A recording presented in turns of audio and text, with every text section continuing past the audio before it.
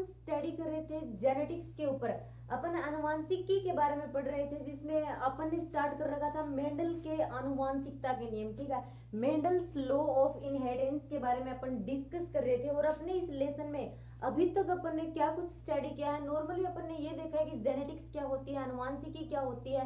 Then उसके बाद में अपन ने देखा था कि मेंडल जो था उसके जो एक्सपेरिमेंट थे अपन ने उनके बारे में डिस्कस किया था।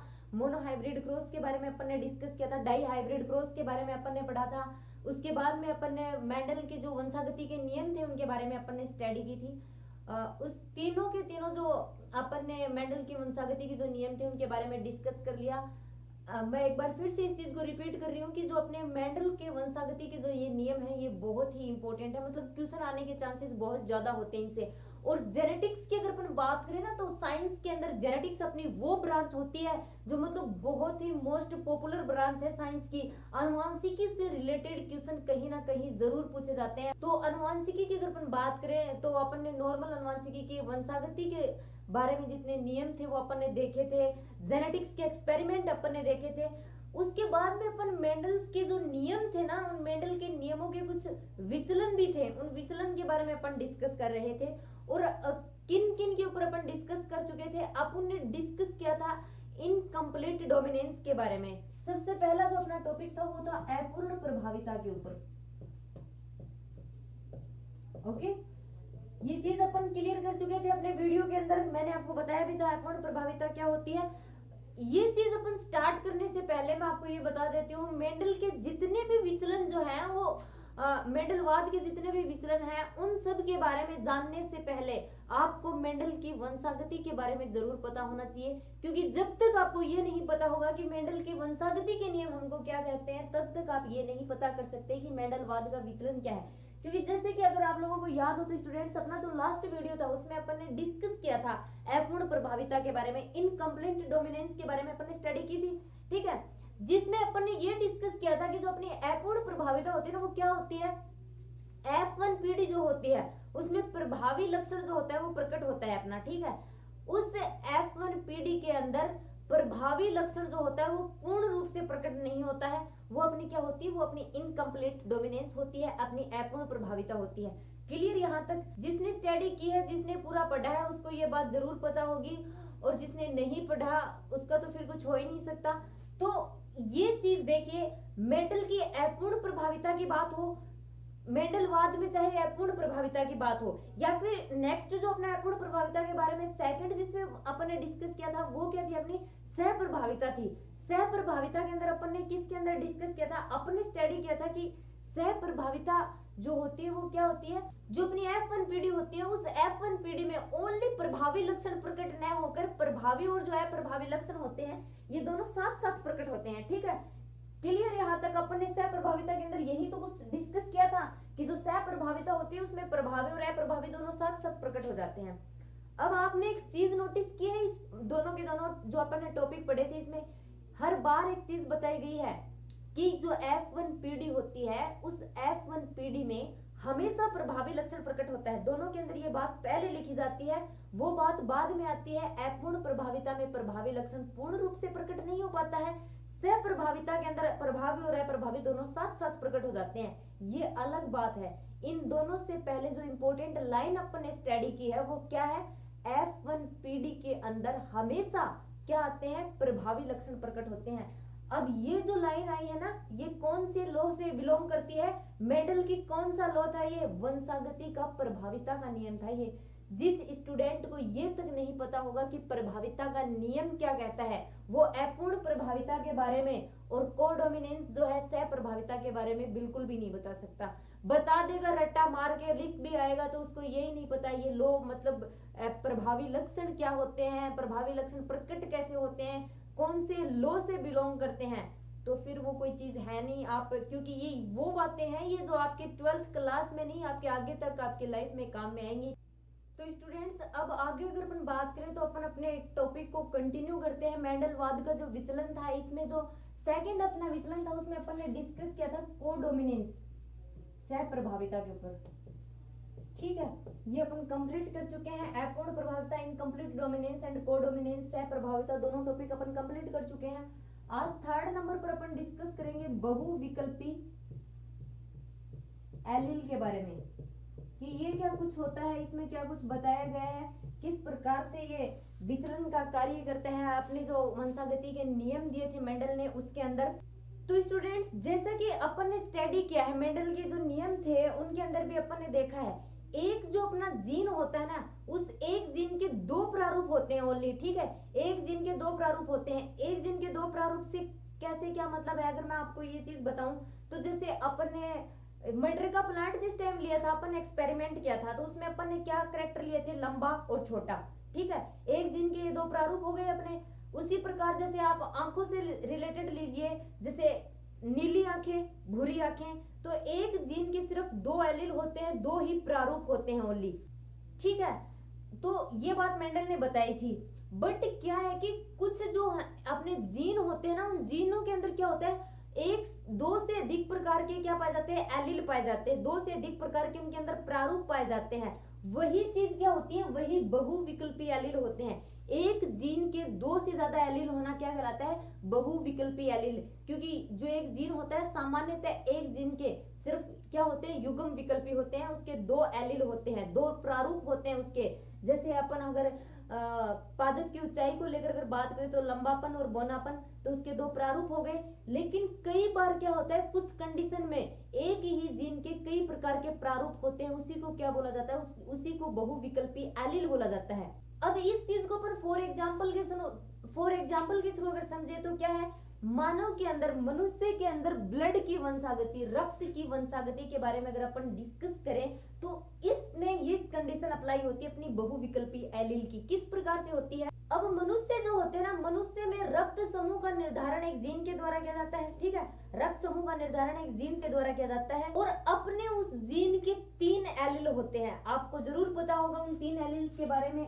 उस जीन के तीन एलील्स कौन कौन से होते हैं, IA, IB एंड IO, ठीक है। ये बात सभी को पता है ब्लड ग्रुप की, और पता भी होनी चाहिए, क्योंकि ब्लड ग्रुपिंग की टेस्टिंग किस प्रकार से होती है, ब्लड ग्रुप का टेस्ट किस प्रकार से किया जाता है, हीमोग्लोबिन का टेस्ट किस प्रकार से किया जाता है, ये आप सभी को पता होना चाहिए। अपने टॉपिक है ये, अपने प्रैक्टिकल में भी है, एंड अपना एक्सपेरिमेंट भी करके देखेंगे ये लैब के अंदर कि किस प्रकार ब्लड टेस्टिंग की जाती है, किस प्रकार ब्लड से अपन हीमोग्लोबिन की टेस्टिंग कर सकते हैं, ठीक है। ये सारी की सारी चीजें अपन प्रैक्टिकल में जरूर देखेंगे। तो एक जो अपना जीन है रक्त समूह का, उसके अंदर ये तीन एलील पाए जाते हैं। क्लियर यहाँ तक। अब ये जो है, अपने अभी तक तो सिर्फ मेंडल के अगर नियमों की बात करें तो उसके अकॉर्डिंग क्या होना चाहिए था, एक जीन के सिर्फ दो ही विकल्प होने चाहिए थे, है ना। बट यहाँ पर इसके तीन विकल्प हैं। अब जैसे अगर अपन ब्लड जो है उसके जीनोटाइप की बात करें तो किस प्रकार से बनते हैं वो एलील, अगर हम जीनोटाइप की अपन बात करें यहाँ पर, या एक बात ये भी है, ये जो अपने एक जीन के तीन प्रारूप है ना, जिस प्रकार अपन ने मेंडल के नियम में अपन ने डिस्कस किया था, एक जो अपना करेक्टर होता है वो प्रभावी होता है। यहाँ पर अपना IA एंड IB ये दोनों क्या है, ये दोनों प्रभावी हैं, ठीक है। अब अपन ब्लड ग्रुप के अगर ये यहाँ पर अपना रक्त समूह है, ये रक्त समूह का आपको जरूर पता होगा। ब्लड ग्रुप कितने प्रकार के होते हैं अपने, 4 टाइप के, blood group A, blood group B, blood group AB and blood group O, okay. ये अपना रक्त समूह है। यहाँ पर अपन जीनोटाइप की बात करेंगे तो मान लीजिए अगर अपना ब्लड ग्रुप अगर IA एंड IA होता है, तब अपना ब्लड ग्रुप क्या होगा, अपना ब्लड ग्रुप होगा A। क्लियर यहाँ तक। अगर अपना ब्लड ग्रुप IA IO होता है तो इस कंडीशन में भी अपना ब्लड ग्रुप क्या होगा, अपना ब्लड ग्रुप होगा A, ठीक है। यहाँ पर IA होता है तब भी अपना ब्लड ग्रुप क्या होता है A, और O आ जाता है तब भी अपना ब्लड ग्रुप क्या होता है A। अब यहाँ पर अगर अपना ब्लड ग्रुप IB होता है तब अपना ब्लड ग्रुप क्या होगा B, एंड यहाँ पर IB एंड IO आ जाता है तब भी अपना ब्लड ग्रुप क्या होगा B, ठीक है। यहाँ तक कंप्लीट। अब आगे अगर अपन डिस्कस करें, अगर यहाँ पर IA और यहाँ पर IB हो तब अपना ब्लड ग्रुप क्या होगा, तब अपना ब्लड ग्रुप होगा AB, ठीक है। सभी को पता होना चाहिए ए बी या फिर A B blood group O, सार्वत्रिक दाता कौन सा है, सार्वत्रिक ग्राही कौन सा है, क्योंकि ये सब चीजें अपन डिस्कस कर चुके हैं थ्योरी के अंदर भी एंड अपने प्रैक्टिकल के अंदर भी आएंगी। ठीक है, तो अगर आई ए और आई बी आता है तो अपना ब्लड ग्रुप होता है ए बी। ठीक है, अब नेक्स्ट अगर अपन डिस्कस करें यहाँ पर आई ओ और आई ओ होता है, तब अपना ब्लड ग्रुप क्या होता है, तब अपना ब्लड ग्रुप होता है ओ। ठीक है, टोटल कितने हो गए अपने पास जीनोटाइप, 1 2 3 4 5 6। ठीक है, इस प्रकार से इनके क्या बनते हैं, इनके युग्मक बनते हैं, गैमेट्स बनते हैं। इस प्रकार अपने ब्लड की क्या होती है, वंशानुगति होती है। रक्त समूह जो होता है उनकी वंशानुगति इस प्रकार से होती है। इनके एलियंस भी बनते हैं। ये चीज आप 10th क्लास के स्टैंडर्ड तक जरूर पढ़ के आए होंगे, क्योंकि वहां पर भी आपको बताई जाती हैं। तो ये होता है अपना जीनोटाइप, ये होता है रक्त समूह। यहाँ पर अपन बहुविकल्पी एलिन में इसकी स्टडी क्यों कर रहे हैं, यहाँ पर अपन इसकी इसलिए स्टडी कर रहे हैं क्योंकि मेंडल के नियमों के अकॉर्डिंग मेंडल ने एक बात बताई थी कि अपना जो एक जीन होता है उसके सिर्फ 2 प्रारूप होते हैं, उसके 2 क्या होते हैं, उसके एलिल होते हैं। बट कुछ कंडीशन के अंदर ये देखा गया, बाद में साइंटिस्ट ने ये देखा कि ऐसा हर जगह पर अप्लाई नहीं होता है। एक जीन जो होते हैं उस एक जीन के 2 से अधिक प्रारूप भी हो सकते हैं, 2 से अधिक उसके एलिल्स भी हो सकते हैं। इसलिए इनकी स्टडी अपन बहुविकल्पी एलिल्स के अंदर कर रहे हैं। तो अपना जो ब्लड ग्रुप की वंशानुगति है वो एक अच्छा एग्जाम्पल है बहुविकल्पी एलिल का। कंप्लीट यहाँ तक। तो ये तो हो गया अपना 3rd नंबर का अपूर्ण प्रभाविता के ऊपर डिस्कस। अगर 4th पॉइंट पर अपन डिस्कस करें तो स्टूडेंट्स नेक्स्ट जो अपना मेंडलवाद का विचलन आएगा वो कौन सा होगा, घातक जीन का। घातक जीन के ऊपर अपन स्टडी करेंगे कि इसमें क्या कुछ होता है, जिसको लेथल जीन्स भी बोला जाता है। ठीक है, अब यहाँ पे आपको इसके नाम से स्पष्ट हो रहा होगा घातक जीन, जिसको इंग्लिश में क्या बोला जाता है, लेथल। और लेथल का अर्थ ही क्या होता है, जानलेवा। ठीक है, घातक और जानलेवा एक ही बात है। तो इसके नाम से ये स्पष्ट हो रहा है कि ये जो जीन है ये जरूर कुछ ना कुछ, जिसकी बॉडी में ये प्रोसेस हो रही है उसके जरूर ना कुछ गड़बड़ जरूर करेगा। ठीक है, उसके लिए घातक जरूर साबित होगा। इसके नाम से आपको स्पष्ट हो रहा है।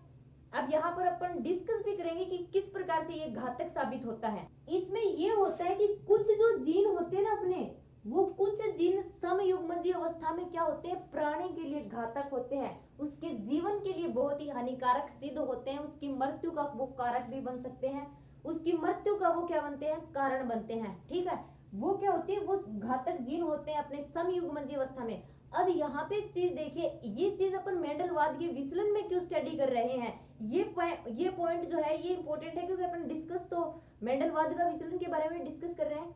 मेंडल ने एक चीज बताई थी कि प्रभाविता के नियम की अपन स्टडी कर रहे हैं, बहुत इंपॉर्टेंट है। हर बार मतलब इतनी बार मैं इस मतलब जब से अपने जेनेटिक्स स्टार्ट की है, मैं इतनी बार प्रभाविता का नियम आपके सामने डोमिनेंस लॉ इतनी बार रिपीट कर चुकी हूँ, किसी बच्चे को भी याद हो जाता है। मेरे ख्याल से आप लोगों को डोमिनेंस लॉ जरूर याद हो गया होगा। प्रभाविता का जो नियम था उसके अंदर मेंडल ने एक चीज बताई थी कि जो अपनी F1 पीढ़ी होती है ना, उस F1 पीढ़ी के अंदर क्या होता है, अपने पास जो प्रभावी लक्षण होता है वो प्रकट होता है। ठीक है, प्रभावी लक्षण अपना इफेक्ट डालता है और फिर अपनी F1 पीढ़ी जो आती है, उस F1 पीढ़ी के अंदर जब सेल्फ पोलिनेशन की प्रोसेस होती है, जब स्व निषेचन या स्व परागण की प्रक्रिया होती है, तब आपने देखा था ना, जैसे कि मैं एक बार आपको याद दिला देती हूँ, अपन ने यहाँ पे ये डिस्कस किया था कि इनकी क्रॉसिंग की थी बोने प्लांट्स के साथ में, इनके गैमेट्स बने थे इस प्रकार से। ठीक है, इनके जब गैमेट्स बने तो इनके बीच में पर परागण की प्रोसेस हुई। ठीक है, फिर आगे अगर चेकर बोर्ड में अपन ने देखे, यहाँ पे आगे नेक्स्ट क्या प्रोसेस हुई,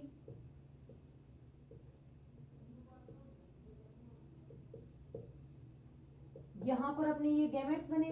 ठीक है, इनकी जब अपन ने क्रॉसिंग करवाई, capital T and capital T, capital T and small T, capital T and small T, small T and small T. ठीक है, अपने पास फिर यहाँ से एक रेशियो निकल के आया था 1:2:1। ये रेशियो निकल के आया था अपने पास में। एंड एक जो अपना था, ये अपना क्या था, ये अपना जीनोटाइप था, ये अपना फिनोटाइप था। 3:1 क्या था, अपना फिनोटाइप, अपना लक्षण प्ररूप अनुपात, और ये अपना क्या था, जीन प्ररूप अनुपात। ओके, आप सभी को अगर ये याद हो, ये अपनी क्या थी, पेरेंटल पीढ़ी थी, एंड ये अपनी क्या थी, F1 पीढ़ी है, ये अपनी F2 पीढ़ी है।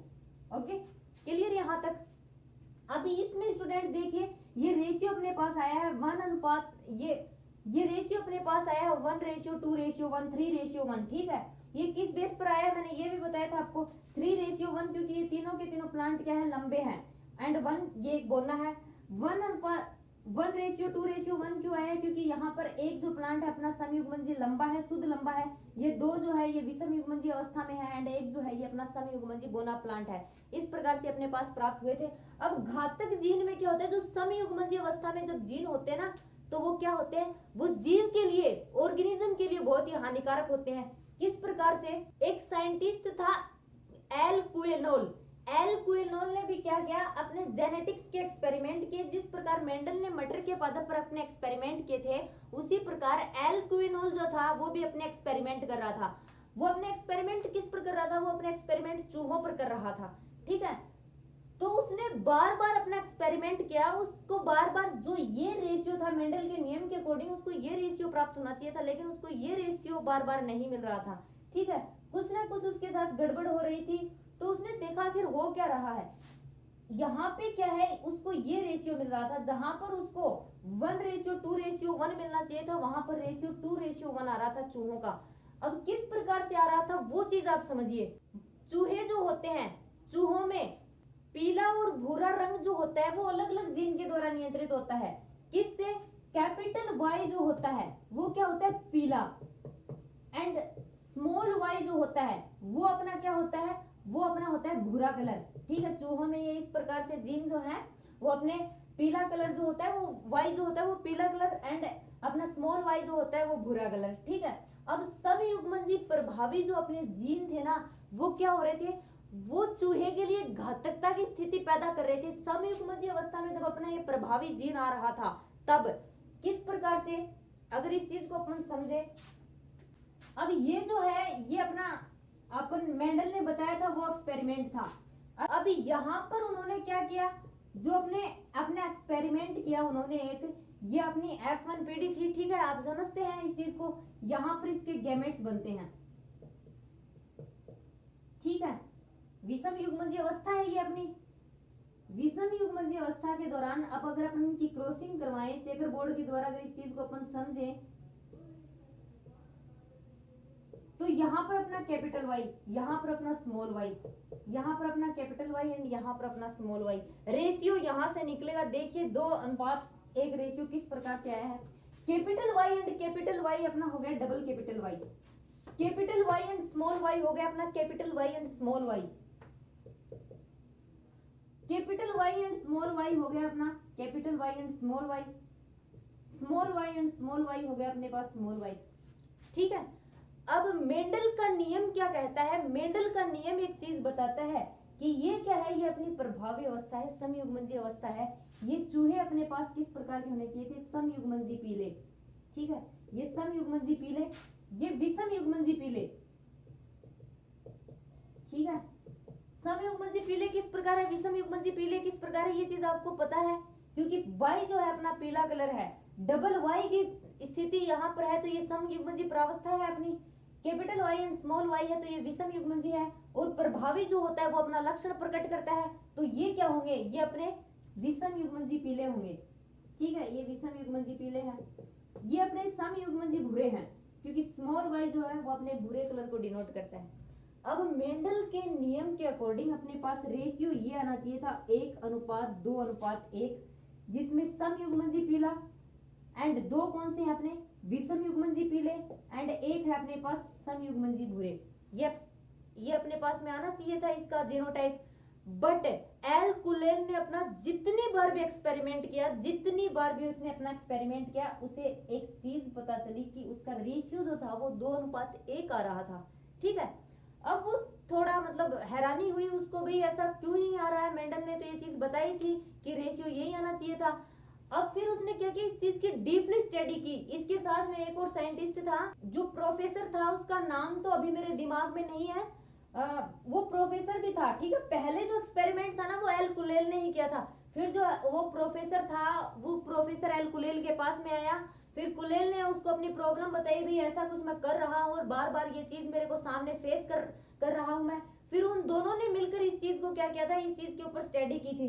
फिर उन्होंने एक चीज देखी कि जो समयुग्मनजी पीली अवस्था थी ना, वो चूहे के लिए घातक अवस्था थी। ठीक है, भ्रूणीय अवस्था में ही वो चूहे खत्म हो गए थे जो समयुग्मनजी पीले थे, उन्होंने जन्म ही नहीं लिया। ठीक है, जब इन्होंने जन्म ही नहीं लिया तो फिर उसके पास ऑटोमेटिक ये रेशियो आ गया 2:1, विषम युग्मनजी पीले, विषम युग्मनजी पीले, समयुग्मनजी भूरे।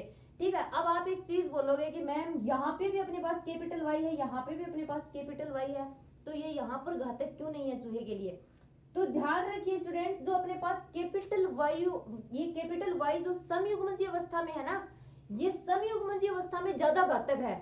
मतलब यहाँ पे भी चूहे को इफेक्ट जरूर करेगा उसकी बॉडी को, बट उसकी जान नहीं लेगा। ठीक है, उसके लिए जानलेवा नहीं होगा, इसका इफेक्ट कम हो जाएगा। बट ये कंडीशन है ना, इस कंडीशन में चूहे जन्म ही नहीं लेंगे, मर जाएंगे सारे के सारे चूहे जो समयुग्मनजी प्रभावी पीली अवस्था में होंगे। Capital Y and capital Y किसी भी चूहे में ये अवस्था नहीं देखी जाती, इसीलिए बार बार एक्सपेरिमेंट करने के दौरान एल कुलेल को ये अपना रेशियो प्राप्त हो रहा था, क्योंकि विषम युग्मनजी पीले पौधे नहीं, चूहे उसको प्राप्त हो रहे थे, एंड समयुग्मनजी भूरे चूहे उसको प्राप्त हो रहे थे।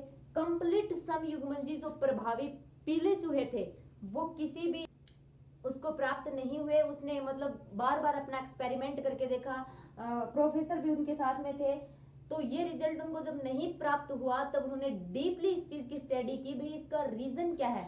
तब उन्होंने इस चीज को बताया था, ये मेंडलवाद का एक विचलन था जो मेंडल नहीं बता पाए थे इस चीज के बारे में। एंड मेंडल का जो नियम था वो इस चीज पर भी खरा नहीं उतरता कि F1 पीढ़ी में प्रभावी लक्षण प्रकट होते हैं तो उनका ये कुछ होना चाहिए, क्योंकि ये जो चूहे थे ये भी जीवित रहने चाहिए थे मेंडल के नियम के अकॉर्डिंग, बट ऐसा नहीं होता है। चूहे जो होते हैं उनके अंदर जो ये अपनी अवस्था होती है, और भी इसके कुछ एग्जाम्पल होते हैं, उनमें भी ये घातक होते हैं। मनुष्य के अंदर भी कुछ डिसीज ऐसी होती है जिनके अंदर अगर जीनों की ऐसी कंडीशन वहां पे अप्लाई हो जाती है तो अपने लिए भी घातक साबित होती हैं। अब ये जीन पर डिपेंड नहीं है, ऐसा नहीं है कि मतलब हर बार समयुग्मनजी में, कई बार कुछ ऐसी कंडीशन भी अप्लाई हो जाती है जिसमें विषम युग्मनजी अवस्था में भी जीन क्या होते हैं, हानिकारक होते हैं, घातक मतलब घातक होते हैं, वो मृत्यु कारक होते हैं, मृत्यु का कारण बनते हैं। ठीक है, तो ये होगी अपनी घातकता के जीन के बारे में अपन ने स्टडी किया है।